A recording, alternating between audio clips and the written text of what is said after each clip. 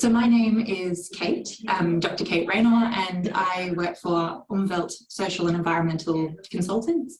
And I'd like to begin by acknowledging that I am joining you from the lands of the Wurundjeri people of the Kulin Nation, and I pay my respects to their elders past and present, and to any Indigenous people who might be in the room now. I'm presenting today on a piece of work that has been funded by the state government, by the Department of Jobs, Skills, Industry and Regions, and is being delivered in partnership with the Eastern Affordable Housing Alliance. There will be more to be said about this topic by Sharon at the end, but I just wanted to give you that grounding that today we're talking about preventing homelessness in older women, and I'm going to be providing some of the findings from a really exciting research project that we have been working on for the last I guess 8 months or so. So I'm going to share my screen and jump into a presentation, and we will go from there. And I presume that someone will yell at me if I'm not correctly sharing, and I will proceed on the assumption that I am doing it right. So as I said, we're talking about preventing homelessness in older women, and I'm going to be talking today about the project overview and objectives, touching really briefly on the Eastern Metropolitan region context, acknowledging that a lot of people that are listening in aren't from that region, so that will just be a little cursory touch. I'll be talking through the method and approach that we've been following, and then really focusing on the findings section before leading into the next steps. And I should say that this is a two-phase project. So I'm presenting on phase one, which has really been about understanding the context of older women's homelessness, understanding the experiences of older women and care service providers in the region. And then phase two is really about honing in on two particular solutions and unpacking what we need to do to progress those. So that's what we're talking about today. So the project overview for this particular project is, the aim of the project is to build the evidence base for preventative approaches that help keep women over the age of 55 safe from homelessness. And within that, we're interested in providing a richer insight into this group and their experiences. We're interested in identifying potential gaps in service provision, identifying successful housing service models and preventative approaches, raising awareness about this issue, and today is very much about that, and also building an evidence base for solution recommendations. And when we talk about the Eastern Metropolitan region, what we're really interested in is this purple section out here, including Yarra Ranges, Maroondah, Knox, Monash, Whitehorse, Maroondah, Manningham, that kind of region. And this is a region, and I guess this won't be a surprise to most people on this call, that is well known for not having access to affordable rental or purchase housing. And it's an area that's also known for a lot of housing wealth, which we'll touch on this presentation. So as you can see out there in outer eastern Melbourne, less than 2% of new rental lettings are affordable. And as we look into the inner eastern Melbourne region, it's 2 to 5%. So there's really constrained access to affordable rental housing in this area. And when we talk about social housing in the Eastern Metropolitan region, this is data from the ABS looking at the percentage of social housing to total dwellings across all of the different LGAs in Victoria. And what you see is 1, 2, 3, 4, 5, 6, 7. We've got Yarra, Wodonga, Maribyrnong, Warrnambool, Latrobe, Port Phillip. Where is the Eastern Metropolitan region on that list? Maroondah is 30, Whitehorse is 38, Knox is 41, and really upsettingly down the bottom we've got Yarra Ranges with only 1% social housing, Maroondah was 0.8%, and Manningham was 0.5%. So it's an area with very limited affordable housing, very limited social housing. And why should we care? I mean, this is very much preaching to the converted when it's people turning up to a Homelessness Week presentation. But we do know that across Australia, over 400,000 women over 45 are expected to be at risk of homelessness right now. That homelessness exacerbates the challenges of ageing. That ageing comes with a whole range of accessibility and mobility and health implications, but when you add homelessness on top of that, it's much harder to manage it. And the converse is also true, that aging is difficult at the best of times, but when you're experiencing homelessness, it's much harder to look after yourself. So it's really the double whammy of vulnerabilities as people get older. We also know that planning for a safe, fulfilling, dignified, socially connected life is almost impossible in the context of housing insecurity and aging. And it's very hard to plan to age safely in place when you don't know whether you're going to have a roof over your head or when you're struggling to just meet those very basic needs. So it's a really concerning thing to see that older women are the fastest growing group of people experiencing homelessness in Australia. And we also know, beyond thinking about the individual, that homelessness places burdens on social health and justice systems. And people experiencing homelessness are far more likely to present to the emergency department and are also far more likely to be victims and perpetrators of crimes. So it's not just the individual we're worried about, it's also a huge loss to society when we think about homelessness impacting our communities. So the method and approach that we've taken in this research has really very much been led by participatory action research, the ethos, which means that we really want to involve impacted people in the process, and we want it to be a way of building connections between different people. So it's not just a piece of research that sits on a shelf, it's a piece of research that's leading to change and action. So we did a literature review. We've been mapping the prevalence of older women at risk of homelessness across the EMR. We've been mapping services across the EMR. We've been conducting stakeholder interviews. We ran 3 focus groups with service providers and older women with lived experience of homelessness. And we also issued some surveys. And we've taken all of that really juicy, important insights from the data and the research and put it together to present what we're talking about today. And this is what I very much want to focus on in this presentation. And that is our top 7 key findings for this research. And number 1, and this is, I guess, maybe an obvious observation, but a very important one nonetheless, which is that housing risk is prevalent in the EMR. And this is important because a lot of what we've heard through this process is that it's really hard to attract funding for housing and homelessness services in the EMR because of this view that it is a really wealthy, well-serviced area and an area with a lot of housing wealth. But that comes with the contradiction that it's also very difficult to access affordable housing. And of course, there is vulnerability within this community. So we know that there's just under 150,000 women over 55 in eastern Melbourne, and that's 16% of the region's population. And within that, about 8,000 rent in the private rental sector. And I think that is a really key vulnerable group to be focused on. We also know that 2/3 of this cohort earn a very low or low income, although income is not a particularly good predictor of wealth in older people. We also know that about 1 in 10 have low English proficiency. And we know that people from culturally and linguistically diverse backgrounds tend to be more at risk of homelessness and housing stress. 1 in 5 live alone, 1 in 10 live as a single parent, and 0.4% are First Nations, with a lot of that population clustered in the Yarra Ranges. So there are ways of thinking about vulnerability that pop up in the Eastern Metropolitan region and need to be addressed.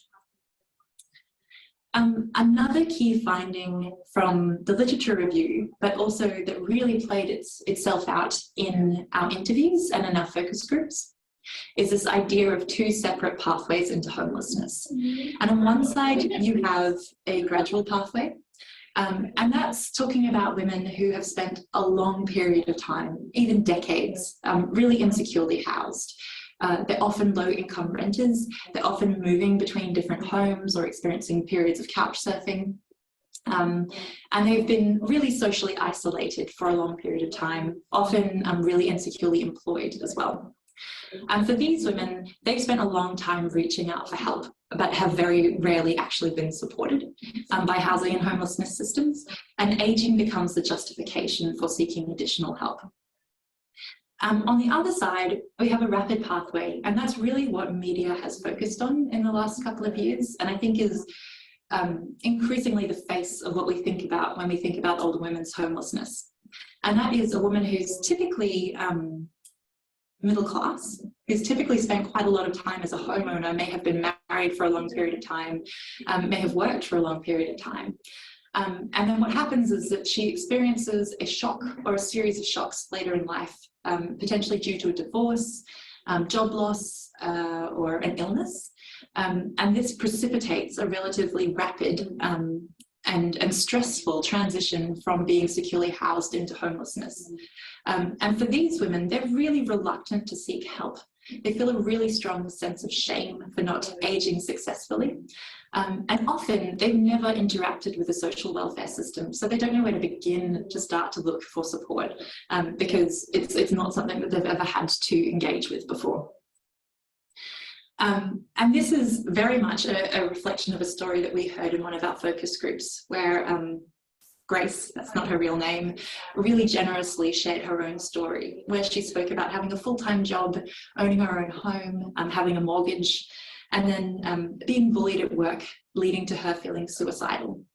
And so in quitting her job, she could no longer afford to pay her mortgage, and she lost her home. She ended up living in her car, parked in public spaces. She had family that she could have fallen back on, but she was too ashamed and proud to tell them. And she told this really, moving story of being on the train tracks and calling her daughter in just absolute distress, saying, I can't continue like this. And at that moment, her daughter intervened and called up the GP, and the family doctor intervened. And at that point, Grace was allocated emergency housing, but it was housing that felt very unsafe for her. And then after 6 months, she was moved into social housing. But she explained that she sometimes has to choose between medication and food, and she still feels unsafe and invisible. And when we reflect on the kind of stories that we hear about older women, this is quite an indicative story, but it's actually a relatively happy ending, in that Grace was able to access that crisis accommodation and able to access that social housing. But it came with a profound amount of suffering that happened beforehand. So these are some of the stories that we hear from older women that really fall into that rapid process, and also makes us reflect that even after women are housed in social housing, there's still that ongoing need for support, as the other needs of older women are still present after they move into that social housing. The third key reflection, and again, I suspect that this is not a surprise to anyone on this call, is that what we heard is that services and housing are insufficient and really difficult to navigate. And so one of the strongest themes that came out of discussions with older women with lived experience was a significant feeling that there's a lack of information, that services aren't linked up, that the people that they spoke to weren't sufficiently trained to understand their experience, and that trying to access support felt like a box-ticking, dehumanizing experience that was difficult to qualify for and difficult to understand. So there's a system idea that was very, very strong, and a very strong desire to see a one-stop shop that brought together all of the different services and needs in one place. What we heard from service providers was a very similar narrative, that there's a need for collaboration between different health and housing and homelessness and finance systems to provide wraparound support, that there's a need for flexibility in the criteria and funding mechanisms that we use to support clients, and a very strong focus on a need for better integration between the NDIS and pension system. And NDIS was a huge theme in our research, and that crossover between disability and aging, both for the individual trying to access NDIS, but also for women who are acting as carers, supporting their children or other family members, and their access to the NDIS.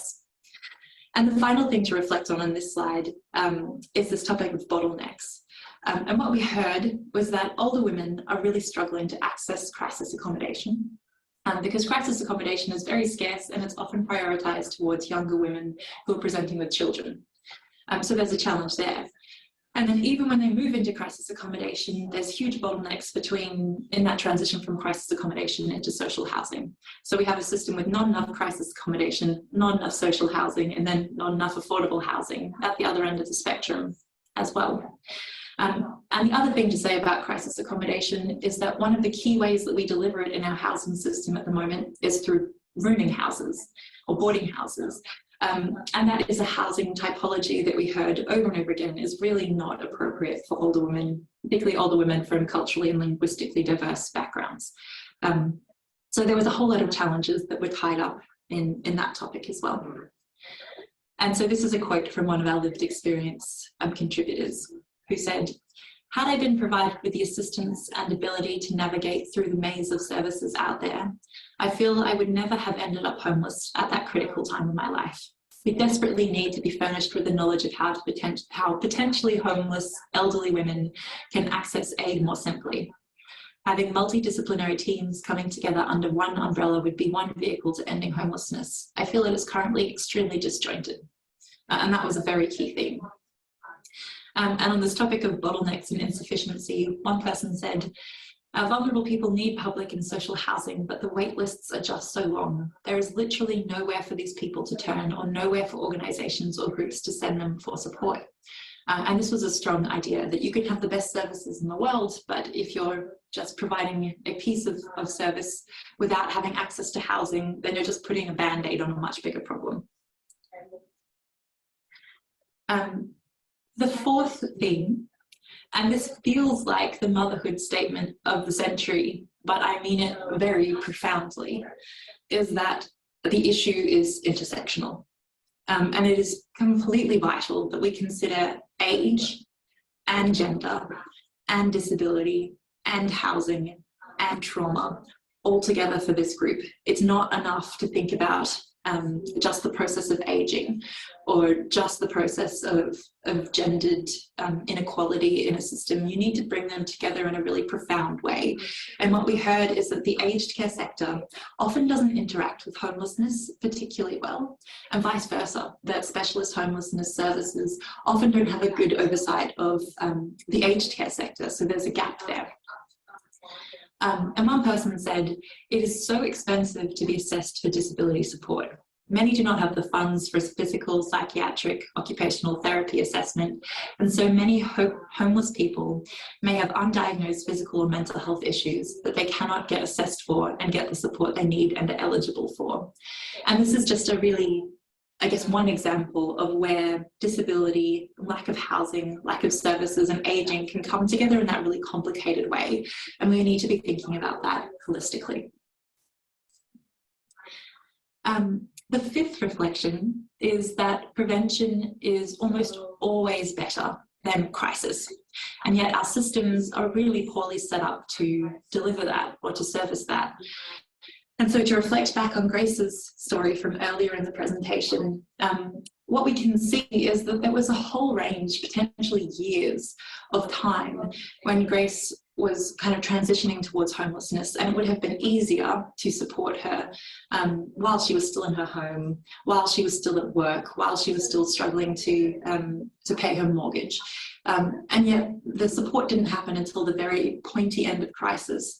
And what we heard a lot over the course of this research was that our systems aren't funded to support people at that prevention stage. We really have a system that points people towards crisis before we have the capacity to support them. And one person said, "The worst thing we can do is be so criteria specific that it funnels people towards crisis, i.e. until this happens, you can't access Y, until Y happens, you can't access X." It creates a crisis situation rather than assisting earlier on. And yet you hear stories when talking to people about social workers who will recommend that older women put their belongings into storage and then put themselves into primary homelessness to move themselves up the social housing waiting list. And that's a really, really serious indictment on our housing system that people are doing that kind of thing. So we very much have this system that could intervene earlier but isn't. And I think that's a significant concern for any cohort, but particularly for this one. And again, this one sounds very much like a motherhood statement as well, but I mean it very deeply, that housing and homelessness is incredibly emotional. And this is a quote from a lived experience participant who said, "I was very much reluctant to reach out for help, seeing it as a failure on my part. I was feeling totally overwhelmed with life, and to be honest, my internal coping mechanisms were totally shutting down. I faced denial that my life was spiraling and my mental health was declining rapidly. I did resist offers of help as I feared being a burden to anyone. I feel older women don't tend to present at homelessness services because we feel intimidated, undervalued, and a failure. We get passed from pillar to post, waiting in long queues, often leaving without feeling we have been heard. And this feeling of not being heard, of not being seen, was an incredibly strong theme throughout this whole research project. It's a visceral experience, and one that I've heard isn't just about being homeless, but is kind of shared by older women in any situation. And so when I say housing and homelessness is incredibly emotional, I mean we need to be thinking about the emotions of seeking and receiving support, but also reflecting that our housing and homelessness systems can exacerbate those feelings of being unseen, of being unheard, or can support people in those situations.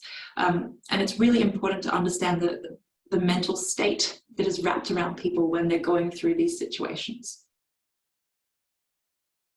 And finally, solutions are cross-sectional. And so this is a beautiful image that was designed by our graphic note taker, Raynor, that tried to capture many of the ideas that came up in the focus group sessions that we had. And the real finding from this process is that we can't just think about housing in isolation.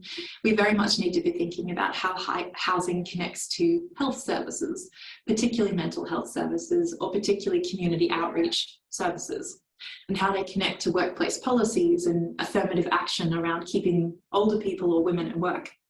We need to be thinking about how it relates to finance, to bank compassion policies, and also how it links to the complete inadequacy of job seeker payments and the pension. I'm also thinking about how that connects to connection with community groups, with faith-based groups, with other people with lived experience of homelessness, and linking them all together.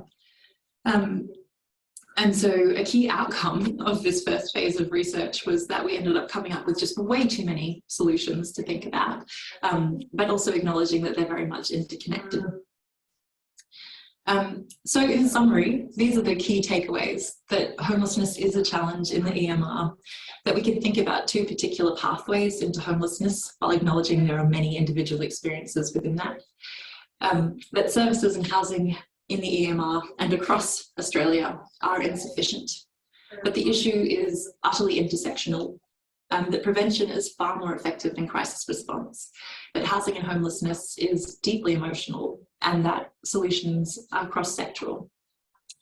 And so that's what really came out of the phase 1 research, and I'm interested to see what questions or comments that's shaken out for people.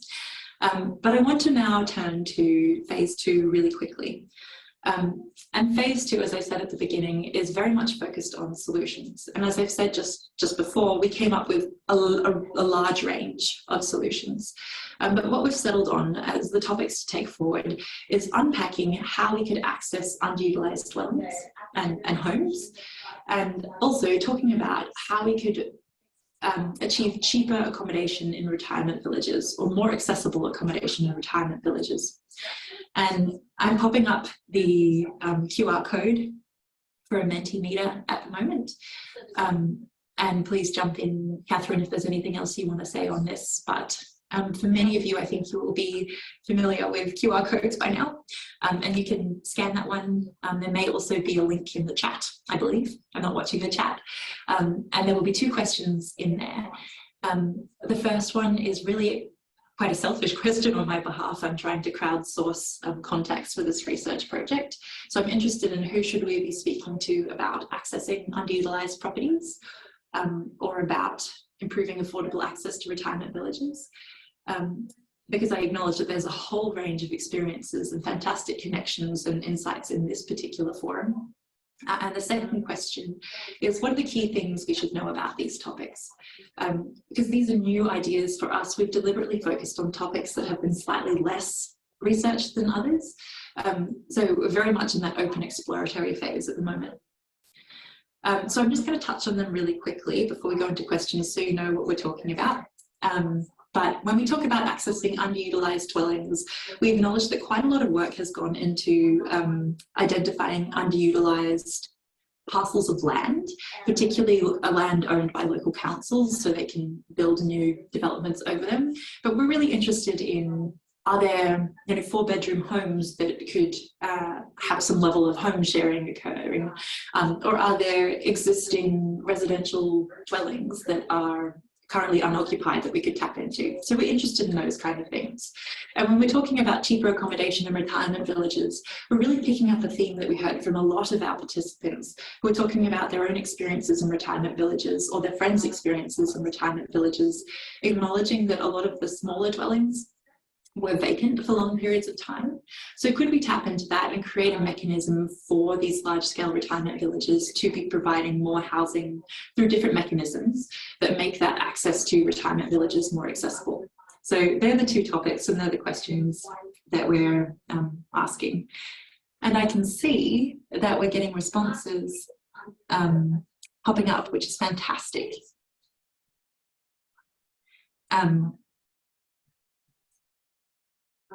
Oh, it's always nice to hear people putting in things, their own things that they're working on. Yes, so we are really interested in the social conscience of private providers of retirement villages. And I do know that Lend-Lease is starting to think about this across some of theirs, acknowledging that there's a whole minefield of legal and regulatory elements that kind of sit around this topic of retirement villages. It's a very complicated area. Yes, we're speaking to COTA to highlight the issue of homelessness of older women, absolutely. Right. Whereas housing is an issue, yes, absolutely. There's quite a lot of background noise. That must be coming from you. Not that you have to mute, but just when you're talking, there sounds like there's a woman's voice in the background. I don't know if you're able to have any control over that, or if it's coming from somewhere else. Just thought. Yeah, sorry. I will mute myself when I'm not speaking. I didn't realise just how noise blocking the walls of my office were. I did realise how particularly aesthetically pleasing the wall colour scheme in my office is, though. And I would like to point out that I did not deliberately dress to match my office building today. It's just a happy and hilarious coincidence. Sharon, did you get your sound? How would you like to go from here, Catherine? Would you like to go to questions, or would you like to pass to Sharon? What should we do? Sharon, are you able to speak? It'd be really lovely to be able to hear you.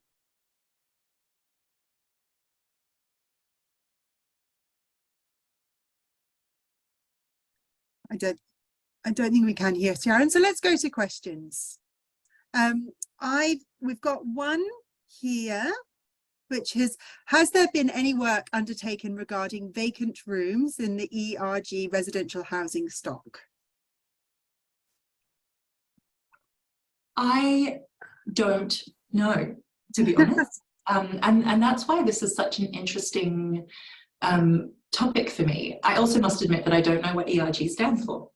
So that's probably a first point of call for me.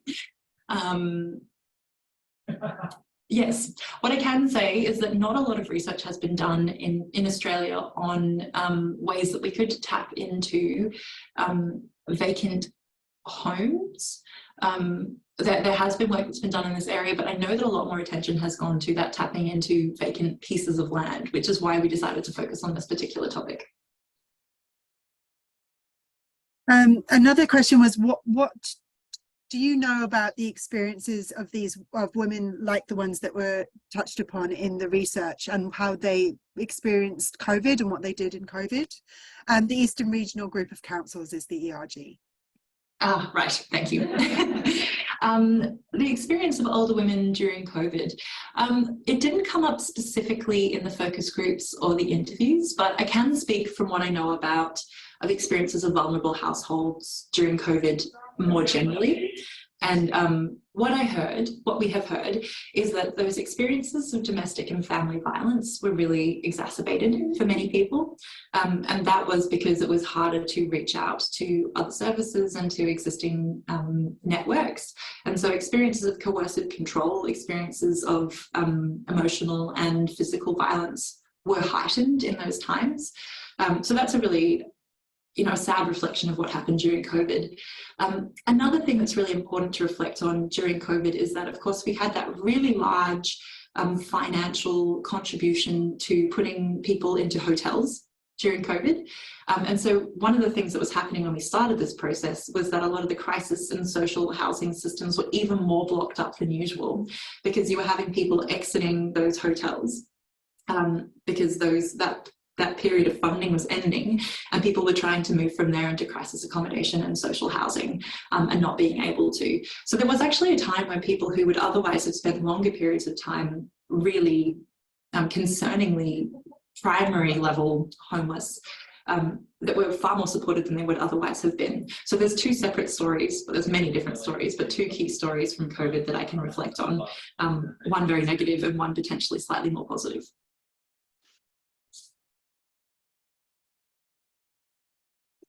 I've got another question. Has the government been approached to spend their share of the 2 billion?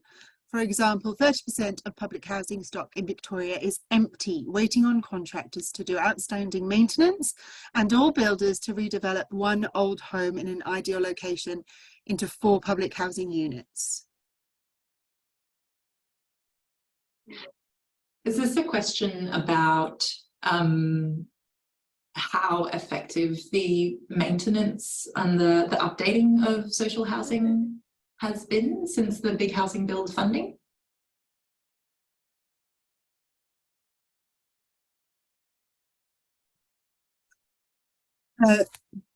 Esther, are you able to type the context in the chat, or again in the question and answer, please?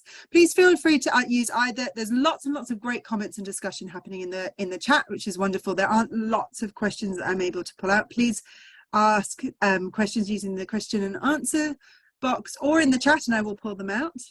Let's have a look here. There's fantastic. Yeah, I will comment more broadly about maintenance and updates in the social housing system. We conducted a piece of research, my colleagues and I, maybe 2 years ago, looking at satisfaction with housing in community and public housing as part of a government assessment submission process. And what we found was that yes, maintenance was being done, that renovations were being done, but they were often quite slow, and they were often done in a way that meant that the occupants felt like they weren't having their needs met or they weren't being respected. So I think that there are some issues in that maintenance process of public housing that public housing tenants are speaking about, and that's a concern. And we also need to acknowledge that this is an ageing housing stock. The majority of it was built in the 60s. And we've had diminishing amounts of money going towards the maintenance, upkeep and creation of additional housing over periods of time. So it doesn't surprise me to hear that there are kind of inefficiencies in the allocation of housing or in the maintenance of housing, because the system needs more funding, more dedicated funding and more dedicated resources to run more effectively. Brilliant, thank you. Are any of the women who are involved in the focus groups going to participate in the second phase of the project? It's so important that we keep hearing the voices of women with lived experience. Yes, a very good question. In creating a space for that lived experience perspective has been a really, really strong theme in this research. And that older women with lived experience were part of the interviews, they were part of the focus groups, and they were also part of a peer review process in the first phase. And so some of the quotes from this presentation are actually taken from women who read the entire report and then reflected on it in their own way. And it's been really lovely to have those multiple touch points. I think, yes, there will be involvement of older women with lived experience in the second phase. And we're thinking about setting it up such that there'll be interviews with people who are working in the housing space as a first point, but then the second stage will be 2 roundtables, 1 on each topic. We're really interested in bringing the key actors who are working in this space together, but also having older women with lived experience in the room with them if it's appropriate. So we're trying to balance having that lived experience voice without trying to put women in spaces that feel uncomfortable. So we'll either be as part of that roundtable, or it might be as part of a peer review or a second process. So the short answer is yes, it will be, but exactly how it will work is still something that we're working through. But acknowledging 100% that lived experience is really valuable, has already been valuable, and will continue to be in this process. Brilliant, thank you. There was a comment on we should study how Singapore are able to provide housing to all their citizens with very low repayments. Yes. Singapore is often raised as an example of a really well-functioning social housing system. And if you look internationally, one of the key differences between Australia, which has an incredibly residualised social housing system, which means that it's targeted at a very small proportion of the population, and it's targeted at people who are most vulnerable. I think it's about 4% of our total housing stock. That's a very different context to when you're talking about the UK, where there's about 19% social housing, Singapore, where it's like 90%, and then a lot of the other Scandinavian countries where you have high levels as well. And when you have high levels of social housing in a system, you have a system that makes it more financially viable. It can pay for itself to a degree because you have higher income households in it. Whereas in Australia, because we're targeted at only the most vulnerable people, it doesn't function like that. So Singapore is absolutely an excellent example of how if you put more resources into the system, it would become more self-sustaining and support more people. Brilliant, thank you. Another comment is the City of Adelaide is doing some interesting work around collecting data around vacant homes and houses being used for short-term accommodation. That's good to know. I do know that there's a lot of movement in this space around Airbnb and pushing back on the degree of our housing stock that Airbnb takes up. And I know that Hobart has just made changes or is considering making changes such that Airbnb homes are being charged rates at the level of a commercial dwelling rather than a residential dwelling. And there's a range of other local councils in New South Wales who are going down that path as well. There's also legislation that is changing the way that short-term lets are being considered based on whether they have their short-term lets for 180 days or more. So this is very much a moving system where we're acknowledging that Airbnb has huge implications for access to affordable housing. So good to know that it's happening in Adelaide as well. Brilliant. Another question, do you see any obvious opportunities to share the outcomes of this project with levels of government to continue to advocate for actions and solutions, i.e. are there other levels of government we can work with more? Yes, it's always a very strong topic, and it's important to be putting this in front of local council and state government and the federal government. Just for this particular project, I know we have a meeting with a Labor MP coming up from based on this topic. So moving into that level of politicians, I think is going to be really valuable. But also making this a federal government issue, I think is going to be a very important thing. And events like this are important because it's that awareness raising component, but particularly when we're talking about retirement villages, which a lot of the legislative components of it are held at the federal level. We need to be having that conversation at that scale. So I actually think there's a lot of opportunities when we talk about older women's homelessness to be advocating at all different levels, because it seems to be the topic of the moment. And to put my kind of skeptical hat on, there is a movement in the media, there's a movement in community conversation towards acknowledging older women's homelessness, and the fantastic documentary Undercover that was that has been screened recently is a good part of that movement as well. So that's a long-winded answer to say, yes, I agree that we need to be talking about that. Are there specific events on the horizon? This one has been very good. The meeting with the Labor MP is coming up, but I think that there's opportunity to take it further. And one of the things that we're focused on is creating really good visual outputs so that some of the work that we're doing can be kind of taken by other people, they use it and shared through their networks as well. So attacking it from all sides is the goal. Fantastic. There is a serious undersupply of 1 and 2 bedroom housing in housing developments. They all aim for top dollar with 3 to 4 bedrooms targeted at working young people. However, this makes them unaffordable and inappropriate for older people. Is there a way that local or state government through planning legislation can insist on the proportion of developments to be 1 and 2 bedrooms and more affordable? Could meet one piece of the puzzle in the wide range of accommodation needed as well as public housing? Yes, I think there is opportunity for that. One of the really saddening debates I find in Victoria has been how long we have been pushing for inclusionary zoning in our state and across Australia. And we got very close to it last year or the year before. It looked like we were going to get that one across the line. And it failed. And so what we have is a system at the moment where there is a state government mechanism and a local government mechanism where in our local planning scheme, local councils can be asking for affordable housing as part of their developments. And affordable housing agreements can be done within the Planning and Environment Act through this particular mechanism. But it's not particularly well defined. It's quite difficult to do, and it's not leading to a lot of affordable housing. There's a lot of loopholes and wiggle room in it. So there is a mechanism there, but it's very watered down. But that is one way that we could be using our local government processes to push for affordable housing. And that does exist. At the moment, there is no mechanism for saying that we need to do 1, 2, 3 or 4 bedroom dwellings. And there's not a way of pushing for that. In Vancouver, I know that there is planning mechanisms that were designed to support family dwellings in higher density developments. And in fact, they were pushing in the opposite direction.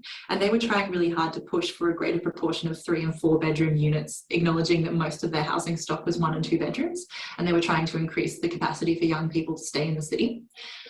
So there's definitely examples. Singapore has a highly codified system for saying how many bedrooms and who should live in any building. But in Australia, we don't do it particularly well. And in fact, it's quite difficult. The mechanism that controls how many 1, 2 and 3 and 4 bedrooms is far more about the market and far more about making a case to the bank about your capacity to sell houses than it is about sitting within a planning system from my perspective. So there's definitely international examples we could look to that could be ways of doing it. Inclusionary zoning is one of them, the key one that we talk about, but it's not particularly well embedded in the Victorian system at the moment. Brilliant. So we might give one last try of being able to hear Sharon. Sharon, would you be willing to try again and unmute yourself? And very, very hopefully all the gods and goddesses and universe will align and we will be able to hear you. Sharon, can we hear you? No! Okay. Let me... I'm so sorry, Sharon, that we're not able to hear you. You're unmuted. And yeah. Okay, what I might do is if it's okay, is clearly the gods and goddesses, yes, clearly the gods and goddesses are snoozing, says Linda. So I'm ever so sorry about this, Sharon. I'm so sorry that it's not worked. And I have no idea why. Maybe it is the gods and goddesses that are having a nap at the moment. Let me just 1 second. Can I just turn back to you just for a second, Kate? Yes.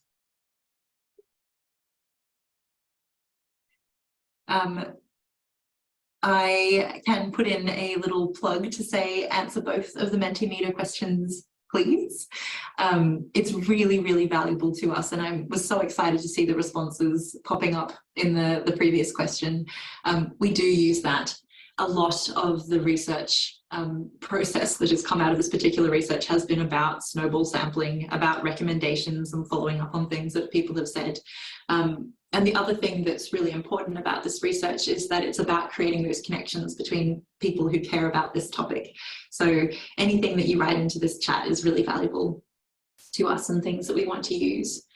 I might mention what the outputs are if I'm filling in time, and just say that we have the findings of the first report that will be made available on the Knox City Council website, on the Eastern Affordable Housing Alliance website in the next week or so, I would imagine. And that's a really long document, but it's got really, really rich information in there. We've also mapped the prevalence of different risk factors in older women across the EMR, and that will be available soon too as well, which really looks at that geographical dispersion of different attributes and different qualities, and also maps the different services across the Eastern Metropolitan region, from aged care facilities, retirement villages, homelessness services, family violence services, things like that. So it's been a big labour of love so far to get it to this point. The second phase of research, it's going to involve interviews and also round tables. And I imagine that quite a lot of people on this chat will be interested in being part of those round tables and those discussions. So that now that you're signed up to this event, it means that you're on our mailing list. So you might be getting an invitation to that one coming forward as well, particularly if you're interested in those topics of retirement villages and underutilised dwellings. So yes, thank you very much for your involvement. Thank you very much for sharing this time on a Thursday afternoon. And what would you, I'll hand over to you, Catherine. Thank you.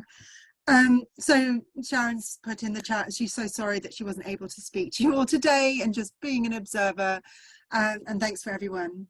So I'll read Sharon's end of the presentation notes. So thank you so much for your presentation and all the work that you've done and your team's done in this space, Kate. It is a privilege to work with someone who's so passionate and engaged in housing. We are very lucky. Thank you everyone for your amazing patience and fortitude in staying with us through my learning and how to do webinars, and we will be better if you ever join us again. I absolutely promise you. I will give offerings to the gods and goddesses so that Sharon or anyone else is able to speak rather than me. We look forward to sharing more about the project as we go through. Please keep an eye on the Eastern Affordable Housing Alliance's website and LinkedIn page. Before you leave today, I'd really appreciate it if you could let us know in the SurveyMonkey that I've just put in the chat, if how you thought the presentation went. You know, yes, we absolutely know I could improve my webinar skills. Just a reminder, if anything that you have heard or seen today is triggering for you, please use your local mental health services. Please reach out to your friends and family, or please use Lifeline or Beyond Blue to have these conversations. These can be really difficult things to deal with, and we really appreciate you looking after yourself in doing the work that you're doing. On behalf of the whole project team and Sharon, who has no voice, thank you so much for joining us this afternoon. All the very best. Thank you. Thank you, everyone.